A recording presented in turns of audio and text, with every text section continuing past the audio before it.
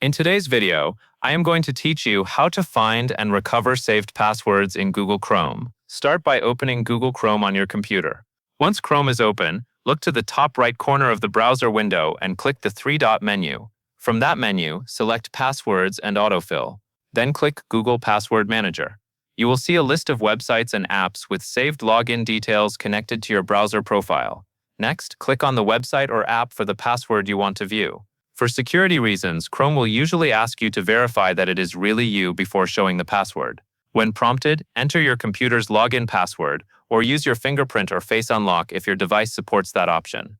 After you verify your identity, look for the eye icon next to the hidden password. Click that icon to reveal the saved password on screen. If you need to use that password somewhere else, you can also click the copy icon to copy it and then paste it where needed. If you do not see the login you need, it may mean the password was never saved in Chrome, or it may be stored under a different website variation. In that case, check the list carefully before assuming it is missing. That covers everything you need to know.